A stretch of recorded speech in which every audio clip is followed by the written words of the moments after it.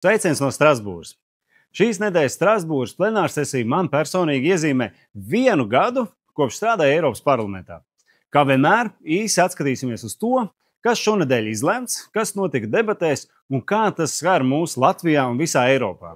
Pirmkārt, mūsu enerģētiskā drošība.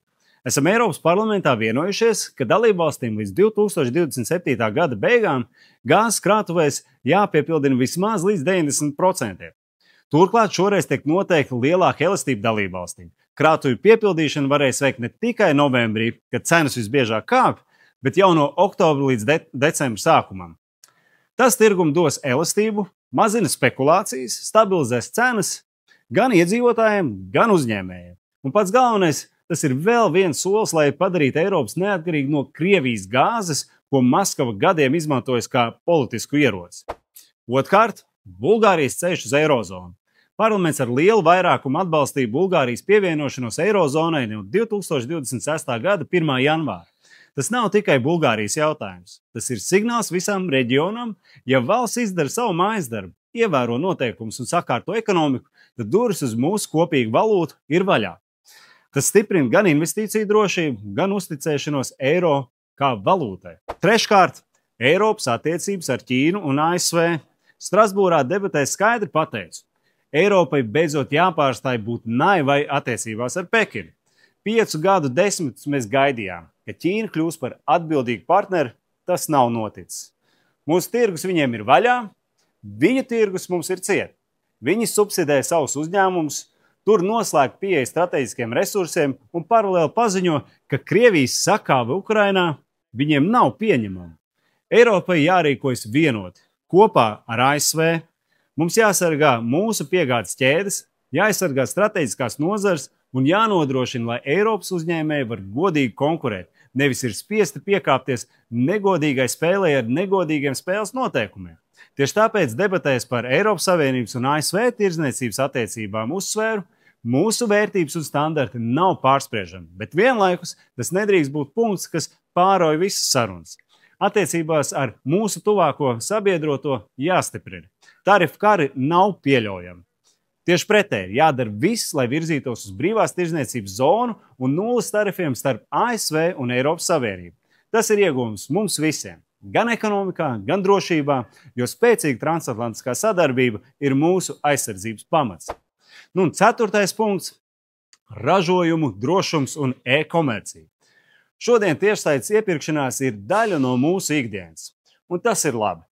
Taču šā brīža situācija ražojumu drošuma jomā rada nopietnas jautājumus. 2024. gadā vien Eiropā tika importēti jau 4,6 miljardi mazu sūtījumu, pārsvarā no Ķīnas, Temu, Shein un citi giganti. Tie ir 12 miljoni paku dienā. Daļa šo preču neatbilst Eiropas Savienības drošības pat minimālākajām prasībām, bet tās nonāk pie patērētājiem praktiski bez kontrolas. Šādi mazcenu, zemcenu ražojumi apdraud ne tikai mūsu cilvēku drošību un vidi, bet arī godīgu konkurenci, jo Eiropas ražotājs ievēro noteikumus, bet cīnās ar cenu, kur nosaka Ķīnas ražotājs, kurš nav ievērojis drošumu un citas prasības, tā spējot savu produktu saražot par lētāku pašizmaksu. Tāpēc parlaments atbalstīja svarīgus grozījumus, stingrākas pārbaudes, lielāku atbildību platformām un jaunu 2 eiro apstrādes maksu katram sūtījumam. Šo maksu maksās platforma, nevis pircējs, nevis patērētājs. Mērķis ir skaidrs, lai preces, kas nonāk Eiropā, ir drošas un atbilst mūsu noteikumiem. Un visbeidzot, balsojums par neuzticību komisijai. Šonedēļ viena no ICR grupas delegācijām virzīja balsojumu par neuzticības izteikšanu Eiropas komisijas prezidentei Ursulai Fonderlijenai. Tas tika darīts apējot grupas iekšējās vienošanās un procedūras. Kopā ar Latvijas, Itālijas un citu ICR valstu delegācijām šajā spēlē un neuzticības izteikšanai balsojumā nepiedalījāmies.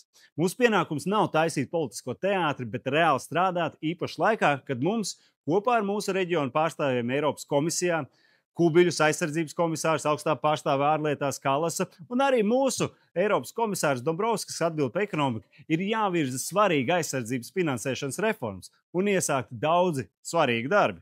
Neuzticības izteikšana Eiropas komisijas prezidentei nozīmētu, ka amatu zaudē ne jau tikai viņa, bet viss Eiropas komisijas sastāvs, tātad visi komisāri. Haoss komisijā nozīmētu stagnāciju un bremžu noraušana attiecīgi mūsu visam darbam.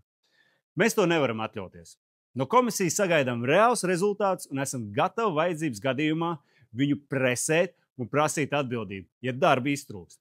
Bet ar tukšiem populistiskiem žestiem, kas neko nemaina, tikai kavē iesākto darbu turpināšanu, to mēs nevaram atbalstīt un neatbalstīsim. Tas šoreiz arī viss. Paldies, ka sekojat līdz darbam Strasbūrā. Šajā formātā nākamreiz tiekamies septembrī, kad norisināsies nākamā plenārsesija Strasbūrā.